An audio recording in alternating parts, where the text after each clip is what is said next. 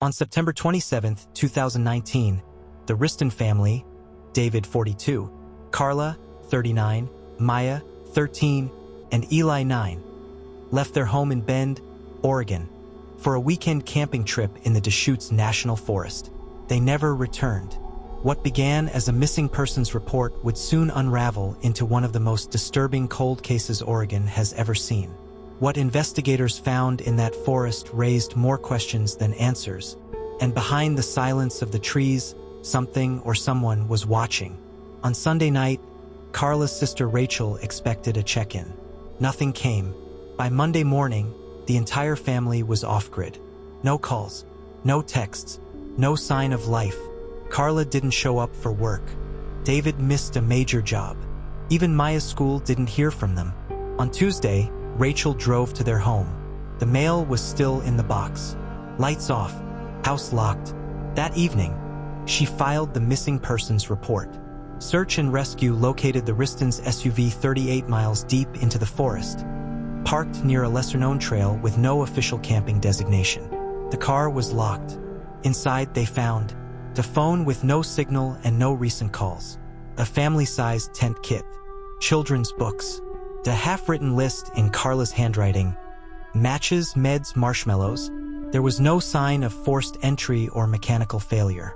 The vehicle hadn't moved in days. A single trail of footprints led away from the car. For sets, then 3.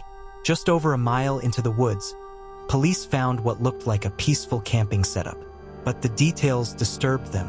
The tent was up, chairs positioned around an extinguished campfire, 2 mugs half full, a kettle of coffee still partially warm. No sign of a struggle, no blood, no wildlife interference. But something felt off. Inside the tent, neatly folded clothes, children's shoes tucked side by side, a single child's sock outside, 30 feet away, and inside the cooler, fresh fruit, untouched. Whoever left did so quickly, but calmly. It was as if they vanished mid-breakfast. Over the next 2 weeks, an army of searchers scoured the forest. Helicopters, dogs, volunteers, no trace. But then, a breakthrough. A K-9 unit picked up a scent. Faint, old, but present, leading toward an abandoned fire lookout tower. What they found there shocked even veteran officers. Inside the tower, old canned food, torn bedding, dozens of deep scratches on the wooden walls, and phrases carved with a blade. "Oh, they won't find you here. Oh, stay quiet or die." Oh, 4 came. 1 left. But what stopped the team cold was a drawing. A child's sketch pinned with a nail. For stick figures. A dad, a mom, a boy, and a girl. The father's figure was violently crossed out with red ink. 2 months later, an old backpack washed up by the Metolius River.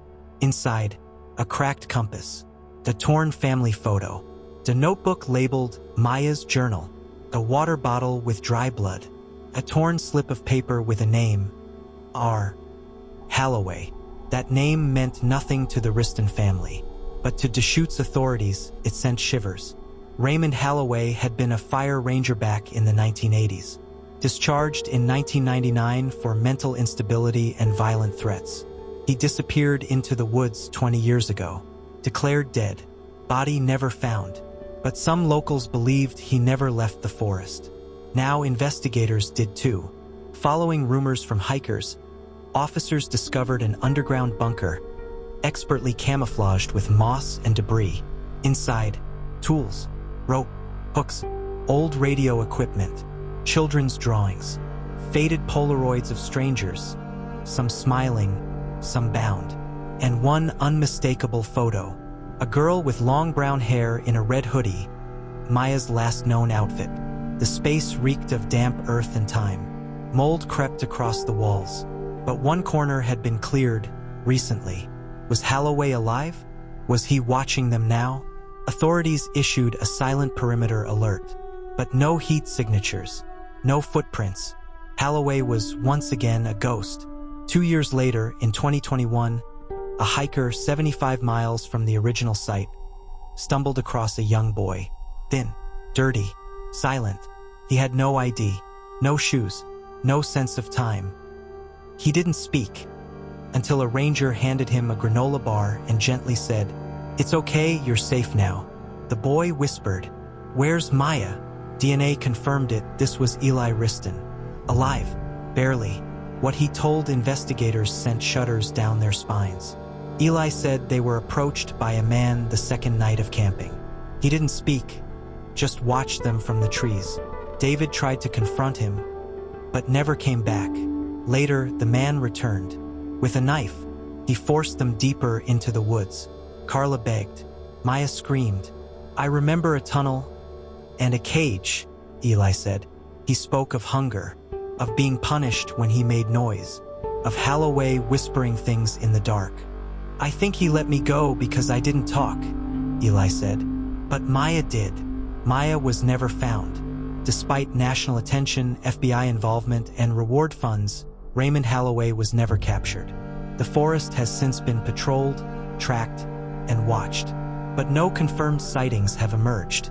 David, Carla, and Maya are still classified as missing, presumed deceased.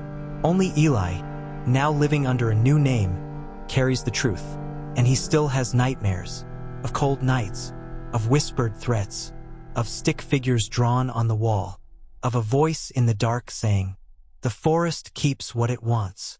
How does a family vanish so completely in an age of GPS and satellites? Who else might still be out there, hiding in plain sight?